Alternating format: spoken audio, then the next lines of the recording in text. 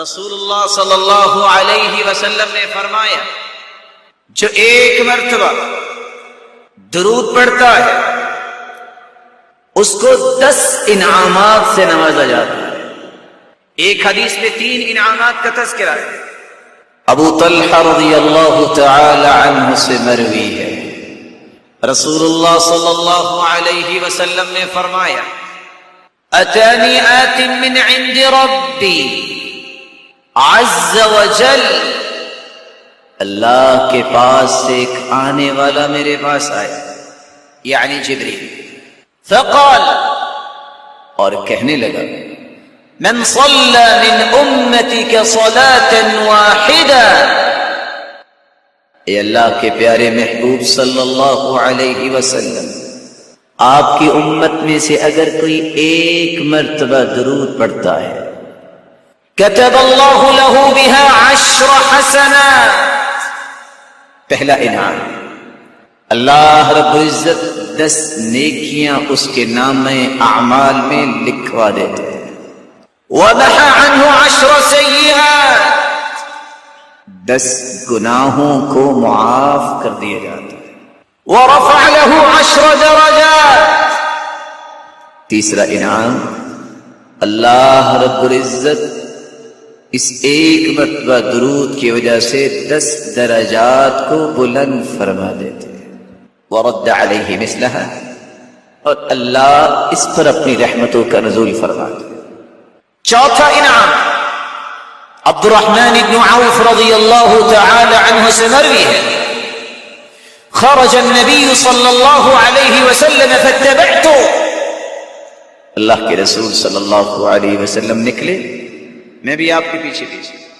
آپ ایک کھجوروں کے باغ میں گئے اور سجدے میں چلے گئے، فأطال السجدہ، اتنا لمبا سجدہ کیا، حتی خفت، مجھے خوف محسوس ہونے لگا، کس بات کا؟ کہ کہیں وہ رب تعالی کے پاس نہ چلے گئے۔ جب آپ نے اپنا مبارک سر اٹھایا، فرمایا ما لک عبد الرحمن، عبد الرحمن کیوں پریشان ہے؟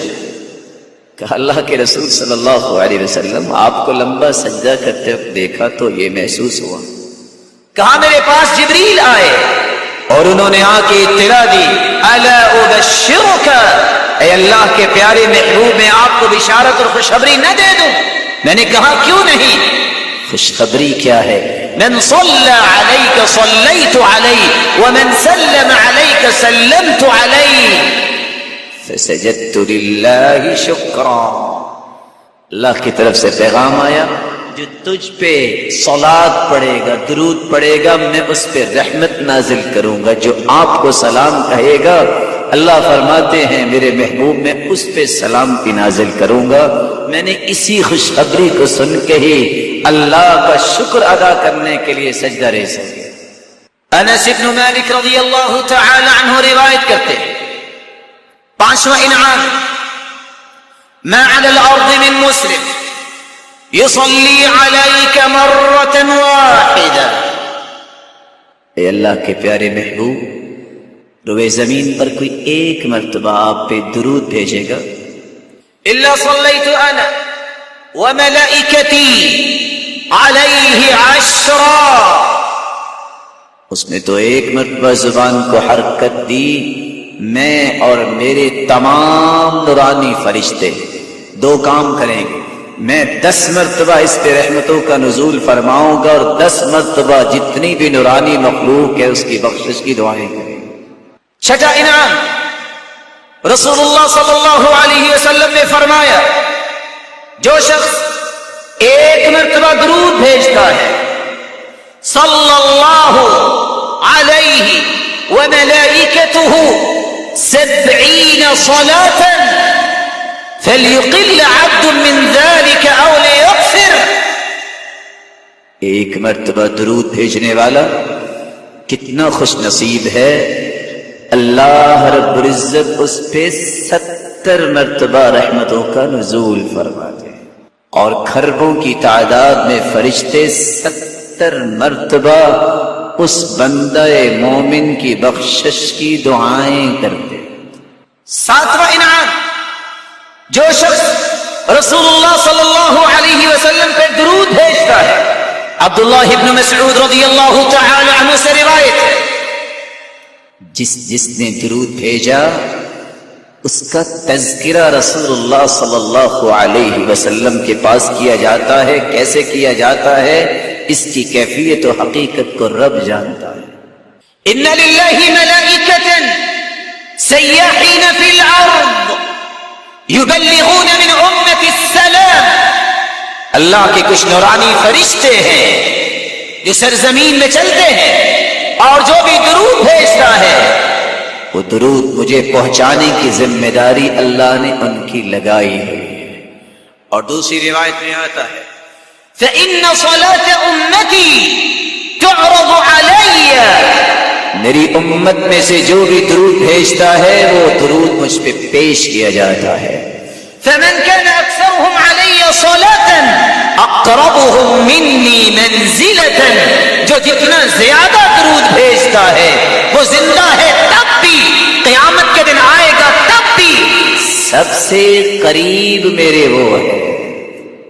اور رسول اللہ صلی اللہ علیہ وسلم نے تو فرمایا تم درود بھیجو نہ بھیجو، ہر صبح ہوتی ہے 70,000 فرشتے آ کے اپنے پروں سے رسول اللہ صلی اللہ علیہ وسلم کے صحابی بیان کرتے ہیں، آپ کی قبر کو ڈھانپ لیتے ہیں، شام تک یہ 70,000 فرشتے اللہ کے رسول کے لیے دعائیں کرتے ہیں برکت کی۔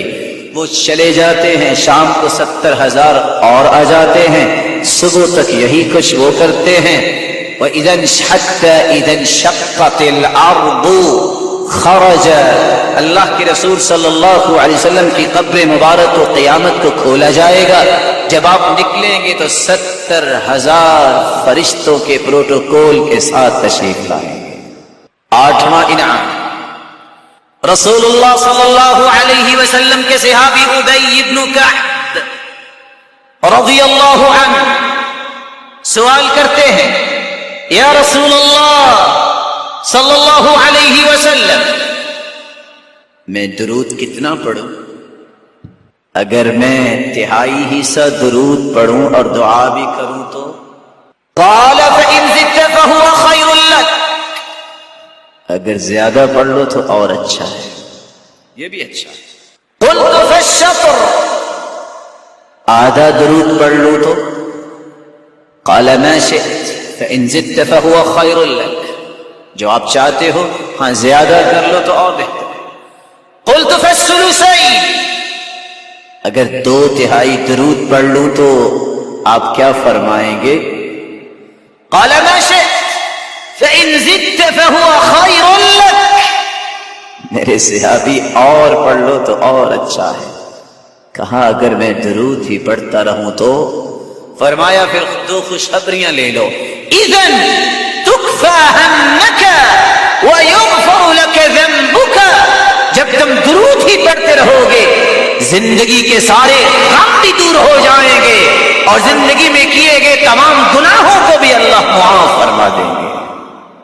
رسول اللہ صلی اللہ علیہ وسلم پر درود پڑھنے والا ہر غم سے آزاد ہو جاتا ہے، ہر گناہ اس کا معاف کر دیا جاتا ہے۔ 9واں انعام، رسول اللہ صلی اللہ علیہ وسلم نے فرمایا من صلی علی او سأل لی الوسیلہ ادرکته شفاعتی حقت علیہ شفاعتی یوم القیامہ، جو مجھ پہ ایک مرتبہ درود بھیجتا ہے اور وسیلہ طلب کرتا ہے میرے لیے، وَبَعَثُ مَقَامًا مَحْمُودًا الَّذِي وَعَدْتَهُ، یہ دعا ہم پڑھتے ہیں، درود ابراہیمی بھی کہتے ہیں، اور یہی وہ درود ہے جو ہر روز ہر نماز میں ہم پڑھا کرتے ہیں۔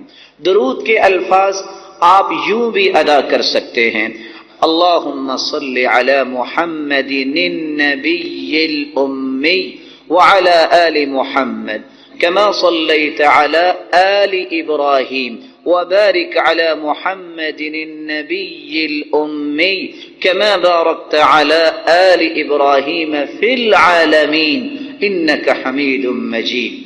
تیسرا درود جو آپ پڑھ سکتے ہیں، ابو سعید خدری رضی اللہ تعالی عنہ روایت کے راوی ہیں اور یہ صحیح بخاری کی روایت ہے۔ اللہ کے رسول نے یہ الفاظ سکھائے، اللہم صلی علی محمد عبدک ورسولک کما صلیت علی آل ابراہیم وبارک علی محمد عبدک ورسولک وعلى آل محمد كما باركت على إبراهيم وعلى آل إبراهيم إنك حميد مجيد۔ چوتھا درود جو آپ پڑھ سکتے ہیں، جو رسول اللہ صلی اللہ علیہ وسلم نے صحابہ کرام کو سکھایا۔ ابو حمید السعدی اس روایت کے راوی ہیں، جو صحیح بخاری میں 3399 نمبر روایت ہے۔ آپ نے فرمایا تم یوں کہا کرو، اللہم صلی علی محمد وازواجہ وذریتہ کما صلیت علی آل ابراہیم وبارک علی محمد وازواجہ وذریتہ کما بارکت علی آل ابراہیم انک حمید مجید۔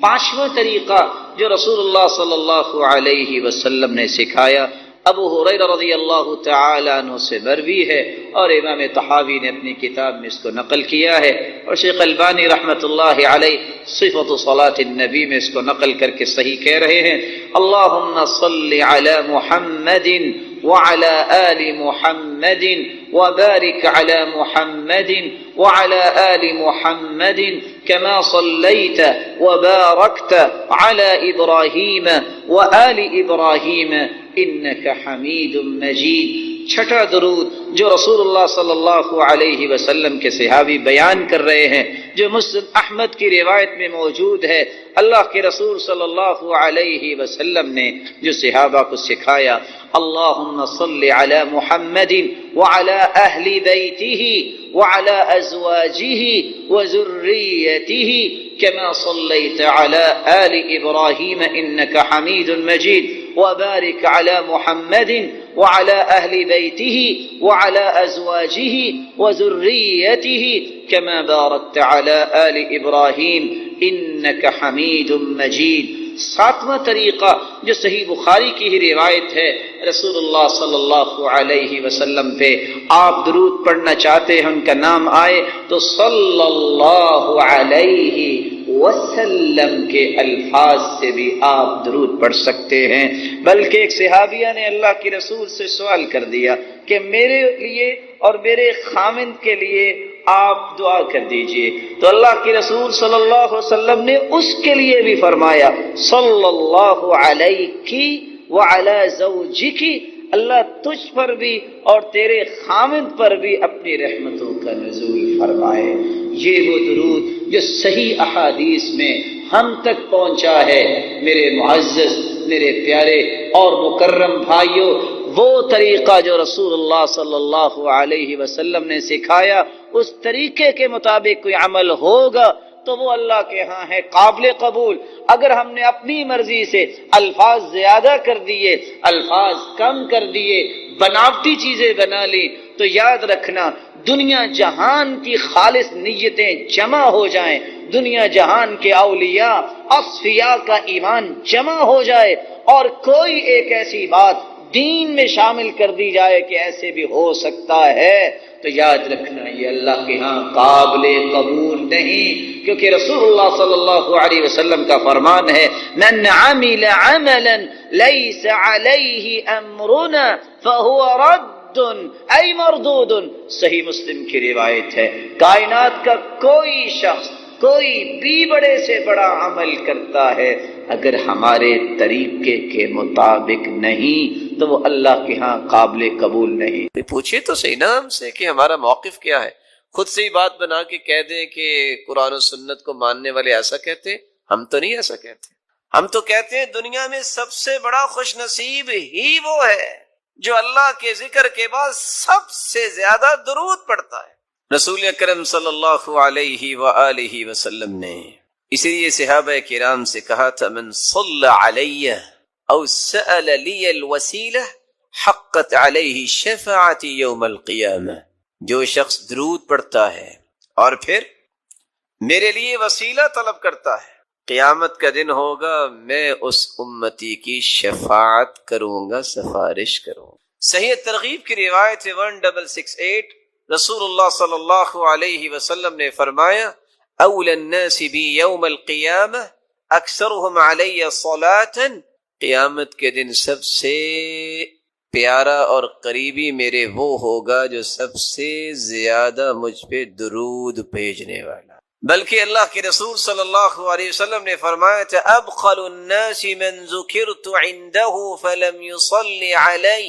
بخیل تو دنیا میں بہت ہیں، لیکن سب سے بڑا بخیل کسی نے دیکھنا ہے تو وہ ہے جس کے پاس میرا تذکرہ ہو اور پھر وہ درود نہ بھیجے۔ یہاں رک کے میں ایک گزارش کروں گا بڑوں سے بھی اور چھوٹوں سے۔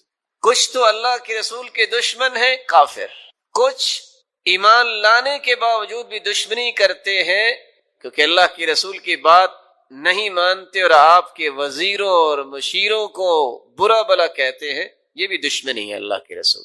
اور کچھ لوگ چاہتے نہ چاہتے بھی بخیلی کر جاتے ہیں اور بخل کرنے والوں کے صف میں کھڑے ہو جاتے ہیں اور اپنے آپ کو نیک بھی کہتے ہیں۔ آپ پوچھیں گے وہ کیسے؟ اپنا نام آئے گا تو 4 سابقے 4 لاحقے، ایم اے پاس ہے، بی اے پاس ہے اور یہ ماسٹر کیا ہے، یہ ایم فل کیا ہے، پی ایچ ڈی کی ہے، اس کے بغیر نام لکھنا بولنا سننا پسند ہی نہیں ہے۔ سرتاج رسول صلی اللہ علیہ وسلم کا نام آئے گا تو کیا ڈال دیں گے؟ صاد۔ بخیل ہے۔ تیری زبان کی سب سے بڑی سعادت یہ ہے، تیرے قلم کی سب سے بڑی سعادت یہ ہے اس زبان کی نوک پہ بھی آئے محمد الرسول اللہ صلی اللہ علیہ وسلم۔ اس سے بڑی سعادت کیا ہے قلم کی؟ وہ ساری دنیا کی باتیں لکھ لے، اللہ کے ذکر کے بعد محمد مصطفیٰ کا نام آئے تو صلی اللہ علیہ وسلم نہ کہے، سعادت کیسے؟ خوش بختی ہے۔ تو میں بات اگلی کرنے سے پہلے ایک وعدہ لینا چاہوں گا، اور اگر اس وعدے پہ ہم سب پختہ ہو جائیں تو آج کی مجلس اس کا فائدہ ثابت ہو جائے گا۔ کون ہے جو آج کے بعد جب بھی لکھے گا وہ صاد یا صلعم نہیں لکھے گا بلکہ پورا لکھا کرے گا صلی اللہ علیہ وسلم؟ کون کون وعدہ کرتا؟ آپ اہل علم ہیں، آپ کو ان باتوں کا خیال کرنا چاہیے۔ کچھ لوگ سارا کچھ لکھیں گے، بسم اللہ الرحمن الرحیم نہیں لکھیں گے، 786 لکھ دیں گے۔ ان مسکینوں سے پوچھو 786 بنتا کیسے ہے؟ ابجد حوض حقی کو بھی نکالیں تو 786 بنا کے دکھائیں۔ عادات کا علم جو ہے اس میں بھی دیکھیے۔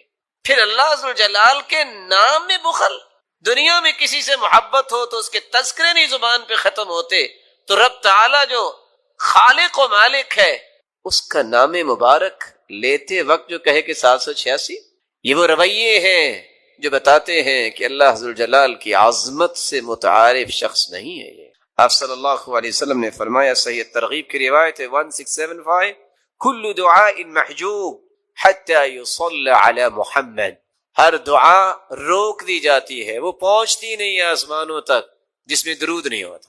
بلکہ حسین ابن علی کی روایت ہے صحیح ترغیب کی 1681 من ذکرت عنده فخطئ الصلاة علی خطئ طریق الجنہ، جس شخص کے پاس اللہ کے رسول صلی اللہ علیہ وسلم کا تذکرہ کیا جائے وہ درود پڑھنا بھول جائے، وہ درود پڑھنا بھولا نہیں، جنت کا راستہ بھول گیا ہے۔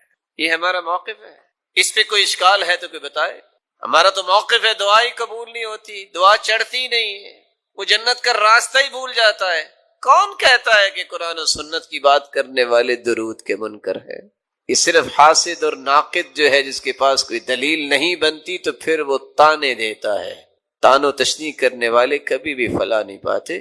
اللہ کے رسول صلی اللہ علیہ وسلم پر درود بھیجنا یہ ہر مسلمان کی سب سے بڑی سعادت ہے اللہ جلال کے ذکر کے بعد۔ آپ صلی اللہ علیہ وآلہ وسلم کی محبت کا یہ تقاضا کہ آپ پر درود پڑھا جائے، اس کے بارے میں ایک ضروری بات سمجھنے والی ہے۔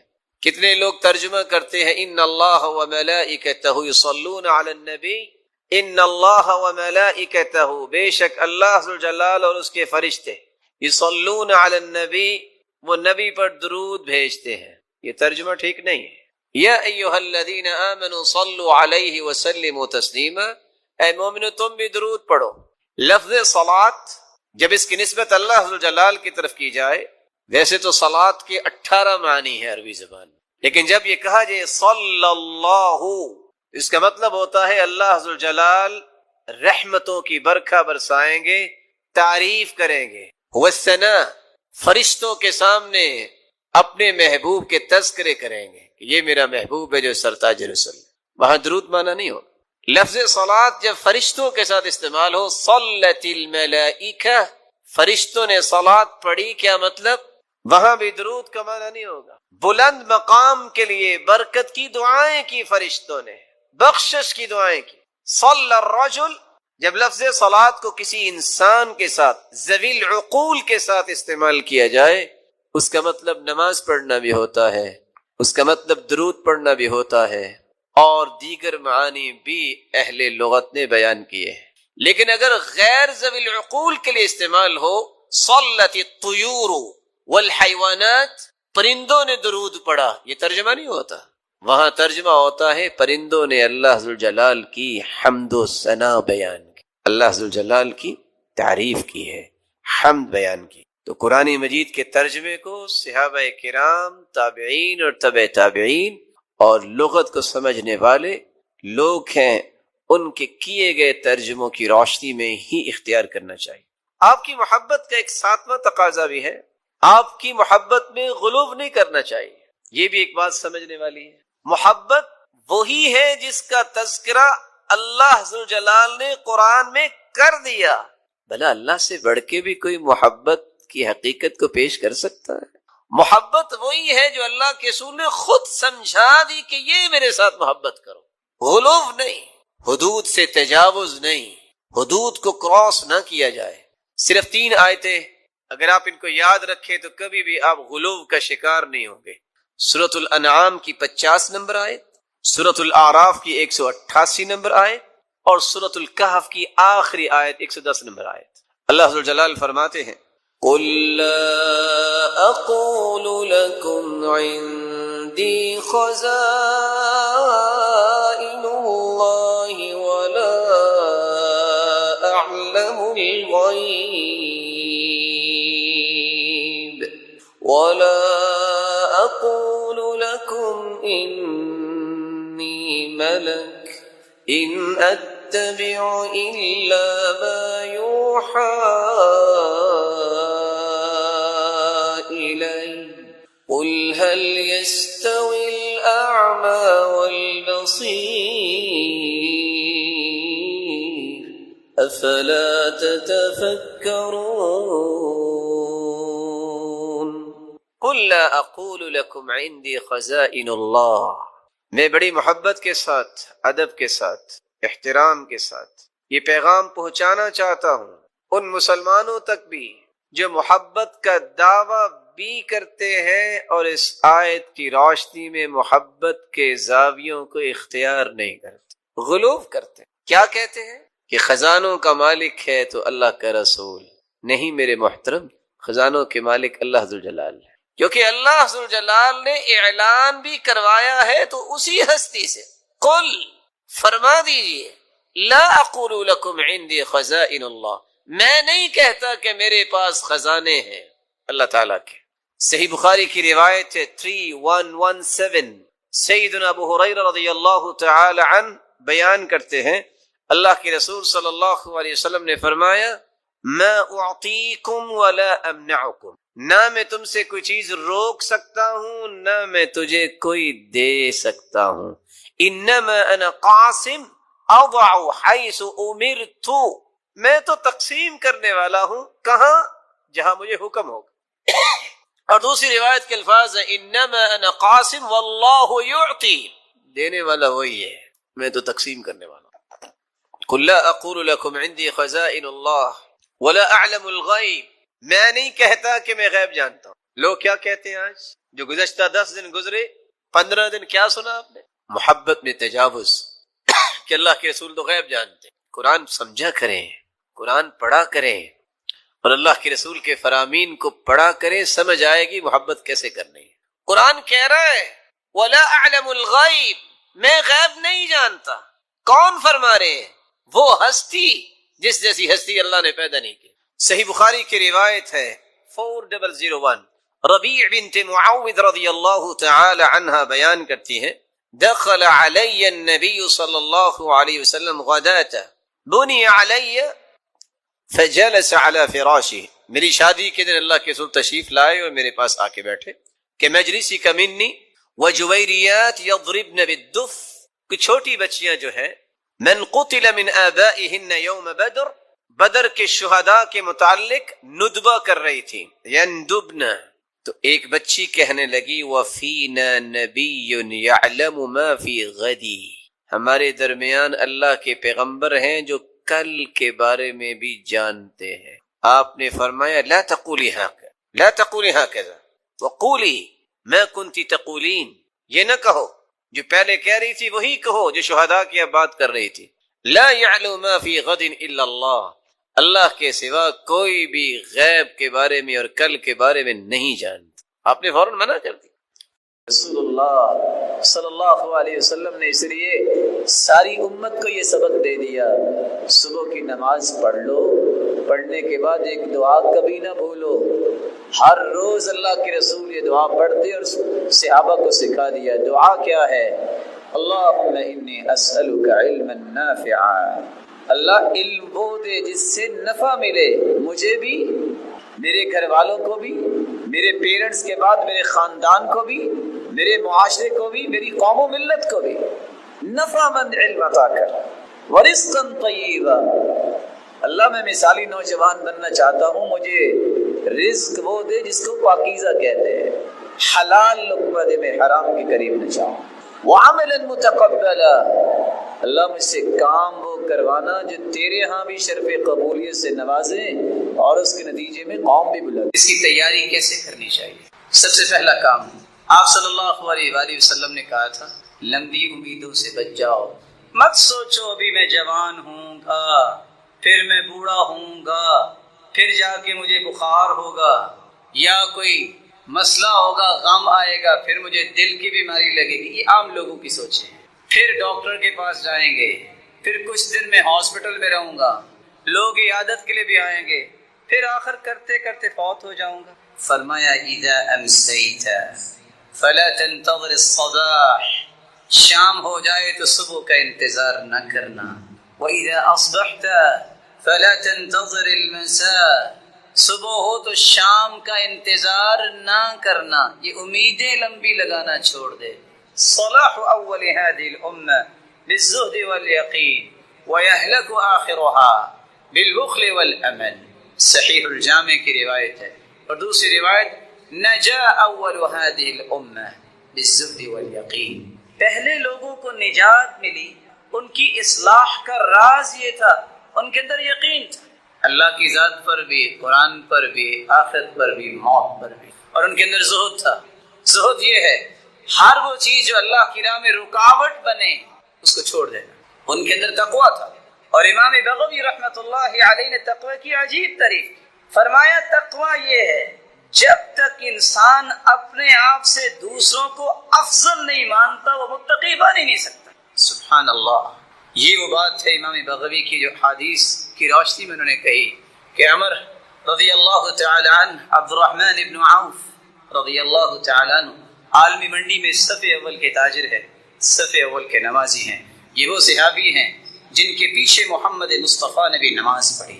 جب آپ سلوک کروانے گئے اور سلوک کرواتے کرواتے لیٹ ہو گئے تو عبد الرحمن بن عوف نماز پڑھا رہے تھے اور اللہ کے رسول صلی اللہ علیہ وسلم آ کے ملے، اور جو رکعتیں دو رہ گئی تھی آپ نے بعد میں پڑھی۔ یہ وہ صحابی ہیں جن کے پاس سعد رضی اللہ تعالیٰ عنہ کی بیٹی نظر آئی، اس کے دیکھ کے کھانا کھاتے کھاتے چھوڑ کے رونے لگ گئے، کہتے ہیں یہ اس انسان کی بیٹی ہے، ہوا خیر منی، وہ مجھ سے اچھا تھا۔ اللہ کے اشرا مبشرہ میں سے عبد الرحمن بن عوف ہے، کہتے ہیں یہ اس کی بیٹی ہے جو مجھ سے اچھا تھا۔ رسول اللہ صلی اللہ علیہ وآلہ وسلم نے اسے فرمایا جب صبح کرو تو شام کا انتظار نہ کرو، شام کرو تو صبح کا انتظار نہ کرو۔ لمبی امیدیں یہ امت کے آخری لوگوں کو ہلاک کر دیں گی اور بخل ہلاک کر دے گی۔ بخل کا معنی صرف یہ نہیں ہے کہ آپ مال نہیں خرچ کرتے، اپنی صلاحیت، اپنی صحیح رہنمائی اور مشورہ، اپنا وقت، اپنی ہر وہ صلاحیت جس سے آپ امت کو نفع دے سکتے ہیں اس کو خرچ کرنے میں بخل کرنا، یا اپنے بناوٹی اصول کشید کر کے اس کے مطابق صلاحیتوں کو لگانا، یہ وہ بخل ہے۔ مال کا بخل اتنا خطرناک ہے کہ قیامت کو وہ گنجا سانپ بن جائے گا۔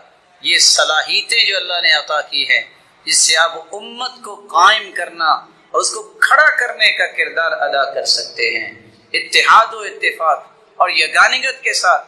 اگر اس میں بھی بخل ہوا تو یہ سزائیں بھی کل قیامت کو تیار ہوں گی۔ کیا کمال کا فکر تھا ابن القیم رحمۃ اللہ علیہ کا۔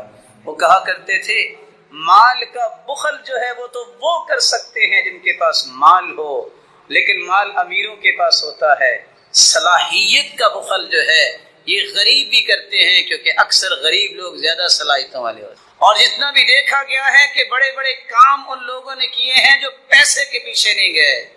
حسن بصری رحمہ اللہ تعالی کی بات کو دلیل بناتے ہوئے جب انہوں نے کہا بیٹا ذرا جا کے دیکھو مسجد میں پہلی صف میں کون بیٹھے ہیں، دوسری تیسری میں کون بیٹھے ہیں، تو شاگرد نے آ کے بتایا سارے فقیر ہی بیٹھے ہیں۔ کہا بیٹا ایک بات یاد رکھنا، قیامت کو بھی یہ صفیں اسی طرح ہی بننی ہے، قیامت کو بھی صفیں اسی طرح ہی بننی ہے۔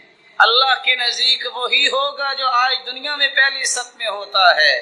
اور صحیح بخاری کی روایت ہے جو جتنا پیچھے رہتا ہے فاخرہ اللہ اس کو بھی اتنا اپنی رحمت سے دھکیل دیتے ہیں، پیچھے کر دیتے ہیں۔ ایسے تو نہیں اللہ کے رسول نے فرما دیا تھا لو علم الناس لو يعلم الناس ما في النداء والصف الاول ثم لم يجدوا الا ان يستهموا عليه لاستهموا عليه۔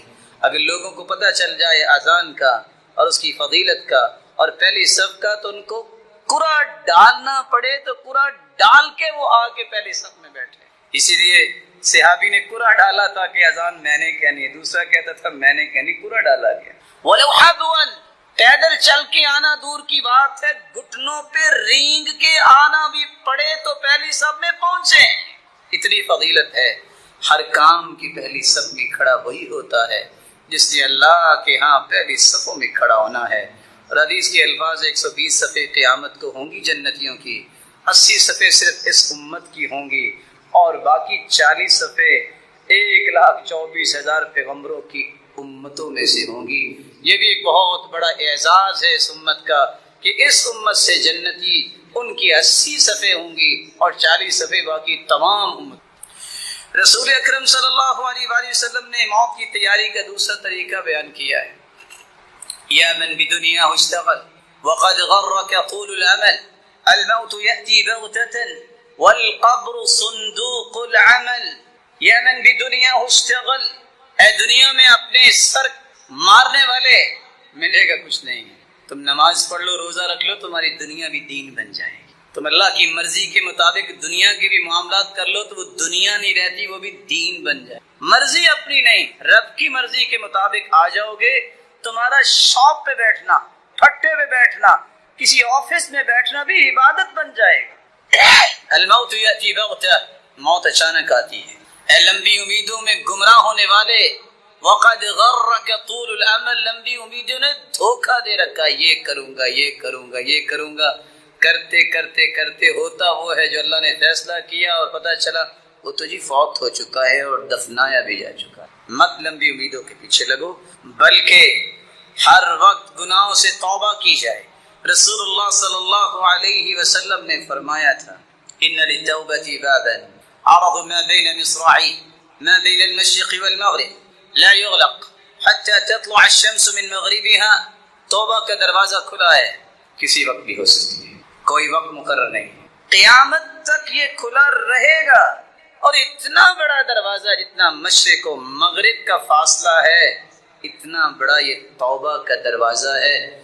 یہ اس دن بند ہوگا جس دن قیامت ہوگی۔ من مات فقد قامت قیامتہ، جو فوت ہو جاتا ہے اس کی قیامت تو قائم اسی دن ہی ہو جاتی ہے، اسی موت سے پہلے پہلے، بلکہ موت کی غرغراہٹ سے پہلے پہلے۔ حدیث میں آتا ہے توبہ کر لو، ان اللہ یقبل توبۃ العبد ما لم یغرغر ما لم یغرغل۔ دونوں روایتیں ہیں۔ موت کی غرغراہٹ، جب انسان بات کرتا ہے سمجھ نہیں آتی کہ وہ وقت ہوتا ہے فَإِذَا بَلَغَتِ الْحُلْقُومِ، جب روح ہنسلی تک پہنچ جاتی ہے، وَعَيَنَ الْمَلَكِ، فرشتہ نظر آ چکا ہوتا ہے اور اس کی نظریں ٹک جاتی ہیں، کچھ کہنا چاہتا ہے نہیں کہہ پاتا، ہمت نہیں ہے۔ عمر بن عاص رضی اللہ تعالی عنہ بڑے بہادر انسان تھے۔ کہا مجھے تعجب ہوتا ہے ان لوگوں پہ جو دیکھ رہے ہوتے، جو بات کر رہے ہوتے، موت آ جاتی ہے تو کم از کم بتا ہی دے کیا ہو رہا ہے، موت کی تکلیفیں کیسی ہے، لیکن بتاتے نہیں۔ جب ان کا وقت آیا تو کسی نے کہا تم بتاؤ نا، تم تو بڑے بہادر ہو۔ کہا مجھے لگتا ہے ایسا ہے کہ ساتوں کے ساتوں آسمان میرے اوپر گر پڑے، مجھے ایسے لگ رہا ہے کہ ساتوں کے ساتوں آسمان میرے اوپر گر پڑے۔ آپ سوچ سکتے ہو کہ جس کے اوپر آسمان گر پڑے اور اتنا بڑا آسمان، اس پہ کیا بیتی ہے۔ تیسرا کام، موت کی تیاری وہ کر سکتا ہے۔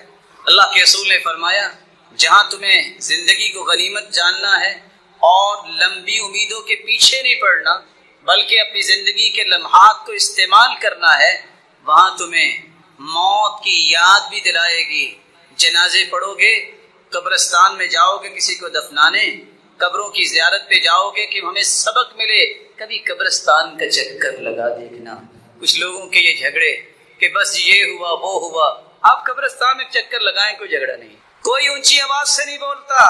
تھے بڑے بڑے جابر، لیکن ان کی یہ جابری کو اس جبروتیت والے نے اس طرح توڑ دیا کہ مٹی میں مٹی ہو چکی۔ اس لیے کبھی قبرستان کا چکر بھی لگانا چاہیے۔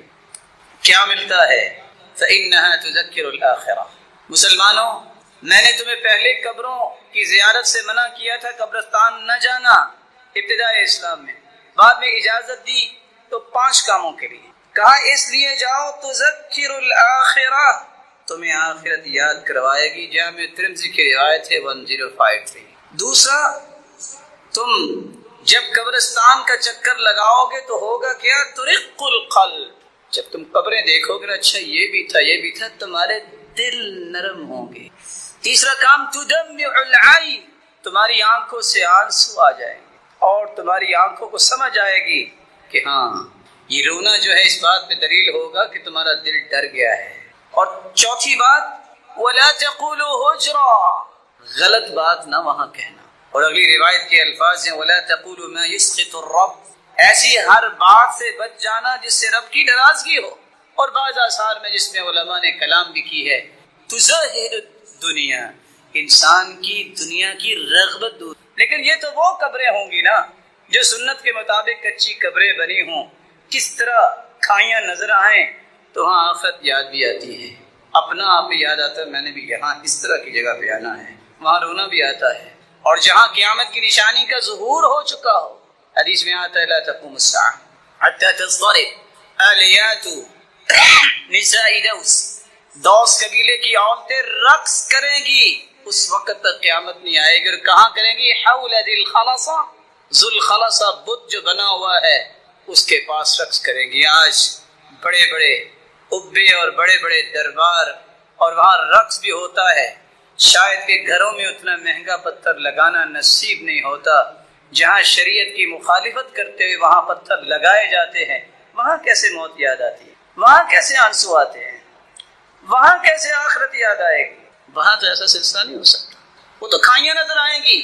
نہا رسول اللہ صلی اللہ علیہ وسلم ان تجسس القبور وان یبنى علیها وان یکتب علیها وان توطى، اللہ کے رسول نے پختہ قبر بنانے سے بھی منع کیا، اس کے اوپر بلڈنگ بنانا، اس کے اوپر تعمیر کرنا، کوئی دربار کی شکل اس طرح کی کوئی بھی ایسی شکل دینا، اس سے بھی منع کیا ہے، کتبے لکھ لکھ کے لگانا، اس سے بھی منع کیا ہے، اور قبروں کی بے حرمتی سے بھی منع کیا ہے کہ انسان بھی چڑھا پھرے اور جانوروں کو بھی چھوڑ دے، پرواہ نہ کرے، قبروں کی حرمتی سے بھی منع کیا۔ چوتھا طریقہ جس سے موت کی تیاری ہوگی، اس موت کو یاد کیا جائے۔ اکثروا ذکر ہادم اللذات، کثرت سے موت یاد ہو، دل میں یہ خیال آئے نہ جانے کب دنیا سے چلے جائیں۔ فما ذکرہ عبد قط، ابن حبان کی روایت 2982، جس بندے نے موت کو یاد کیا ہوگا کیا؟ ہم موت کو یاد کرتے ہیں بیمار ہوتے ہیں، حدیث کہتی ہے جو موت کو یاد کر لے وَهُوَ فِي ضِيقٍ إِلَّا وَسَّعَهُ عَلَيْهِ، اگر کسی کڑن یا تنگی میں ہے اللہ اس کے دل میں فراخی پیدا کر دیتے ہیں، موت کا خوف کیا اس کو یہ فکر ہوتی ہے کہ میں پھر جلدی سے تیاری سے چلا جاؤں، اس کی تنگیاں ختم ہوتی ہیں۔ اور یہی وجہ ہے کہ سلف کہا کرتے تھے جو موت کے خوف سے بیمار ہوتا ہے یہ اس کے ایمان کی کمزوری کی علامت ہے. جو موت کے خوف سے تیاری میں لگ جاتا ہے یہ اس کے ایمان کی بلندی کی نشانی. کیونکہ اللہ کے رسول نے فرما دیا وَهُوَ فِي ضِيقٍ إِلَّا وَسَّعَهُ عَلَيْهِ وَلَا ذَكَرَهُ وَهُوَ فِي سَعَةٍ إِلَّا ضَيَّقَهُ عَلَيْهِ. اگر وہ دنیا میں اس طرح مگن ہے پرواہ سے کو نہیں، موت کا خوف آ کے اس کو ادھر سے توجہ ہٹا کے وہ دنیا کو تنگی کی طرف لے آتا ہے کہ نہیں، جنت میں اس سے بڑی نعمتیں ہیں، مجھے اس کے بارے میں سوچنا چاہیے، دنیا تو گزر ہی جانی ہے. سیدہ عائشہ رضی اللہ تعالی عنہ کے پاس ایک عورت آئی، آ کے کہتی ہے میرا دل بہت سخت ہے. تو آپ نے وصیت کیا فرمائی؟ اکثری من ذکر الموت، موت کو کثرت سے یاد کیا کرو. اس نے جا کے ایسا ہی کیا، واپس آ کے شکریہ ادا کرتی ہے جب سے میں موت کو یاد کرتی ہوں نا کہ یہ میں کر رہی ہوں، موت آ گئی تو کیا بنے گا، میرے دل کی حالت بدل گئی، شکریہ ادا کر رہی. عمار ابن یاسر رضی اللہ تعالی عنہ کہا کرتے تھے موت کو یاد وہ کرتا ہے اس کی نشانی یہ ہے کفا بالموت واعظا وکفا بالیقین غنا وکفا بالعبادۃ شغلا. موت یہ سب سے بڑا نصیحت کا پہلو ہے جو اسے اختیار کر لے. یقین یہ ہے کہ وہ مستغنی ہو جائے دنیا سے، ہوگا میرے رب کے حکم سے، دنیا کی کوئی طاقت میرا نہ بھلا کر سکتی ہے نہ نقصان کر سکتی ہے، میرے رب کا فیصلہ ہوگا. وَكَفَى بِالْعِبَادَةِ شُغْلًا، اور سب سے بہترین عبادت، سب سے بہترین مشغولیت انسان کی یہ ہے کہ وہ اللہ کی عبادت. ابو درداء رضی اللہ تعالی عنہ نے یہ بات سمجھائی تھی من اکثر من ذکر الموت قل حسدہ وقل فرحہ. جو کثرت سے موت کو یاد کرتا ہے دو کام ہوتے ہیں، وہ حسد نہیں کر سکتا کسی سے، وہ کسی سے حسد نہیں کرتا، اس کی دنیاوی خوشیاں کوئی معنی نہیں رکھتی، اخروی خوشیاں اس کے دل میں پیدا ہو جاتی ہیں. اور کعب الاحبار کہا کرتے تھے من ذکر الموت ہانت علیہ المصائب، جو موت کو کثرت سے یاد کرتا ہے دنیا کی ہر مصیبت ہلکی ہو جاتی ہے. کہتا ہے کیا ہوا، موت بڑی مصیبت ہے، اس کی مجھے تیاری کرنی ہے، یہ چھوٹی چھوٹی چیزیں ہیں، اس کی مجھے کوئی پرواہ نہیں ہے. حسن بصری رحمہ اللہ تعالی فرمایا کرتے تھے وما الزم عبد قلبه ذکر الموت الا صغرت الدنيا علیہ وهان علیہ جمیع ما فیها. جو کثرت سے موت کو یاد کرتا ہے اس کے سامنے دنیا بہت چھوٹی ہو جاتی، دنیا کی پرواہ چھوڑ دیتا ہے. یہ بھی ایک نشانی ہے کہ یہ موت کو یاد کرتا. امام اوزاعی رحمہ اللہ تعالی فرماتے ہیں ما اکثر عبد ذکر الموت الا کفاہ الیسیر. جس کو موت یاد ہوتی ہے اس کو تھوڑی چیز پہ بھی قناعت آ جاتی ہے، جو قناعت نہیں کرتا اس کا مطلب یہ ہے کہ اس کو موت یاد نہیں. اللہ اس کی تھوڑی چیز میں بھی برکت ڈال دیتے. دقاق بیان کرتے ہیں من اکثر ذکر الموت اکرم بثلاث، جو موت کو یاد کرتا ہے اسے 3 انعام اللہ دنیا میں دے دیتے ہیں. پہلا انعام تعجیل التوبہ، وہ جلدی سے اپنے گناہوں کی توبہ کر لیتا ہے.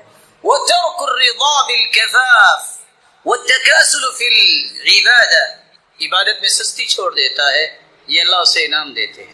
اور وترک الرضا بالکفاف، اس کو برابر برابر بھی نہ ملے وہ پھر بھی راضی ہے. اللہ کے رسول نے فرمایا تھا نا کہ اللہ مجھے اتنا رزق ضرور دے کہ میں کسی کے سامنے ہاتھ نہ پھیلاؤں، یہ دعا سکھائی امت کو. اور ساتھ یہ فرمایا وقد افلح من رزق کفافا، جس کو برابر برابر رزق دیا گیا، نہ اتنا زیادہ کہ وہ طغیانی میں آ جائے نہ اتنا کم کہ لوگوں کے سامنے ہاتھ پھیلائے، یہ کامیاب ہو گیا ہے.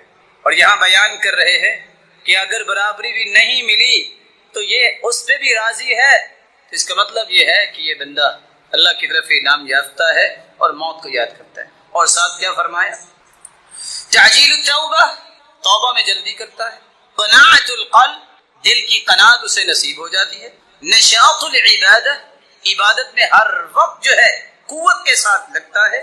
ومن نسی عوقب بثلاث، اور جو موت کو بھول جاتا ہے اس کے اندر 3 برائیاں پیدا ہو جاتی ہیں. تسویف التوبہ، کہتا ہے توبہ کر ہی لیں گے کوئی بات نہیں. وہ تکاسل فی العبادہ، اور عبادت میں سست ہو جاتا ہے.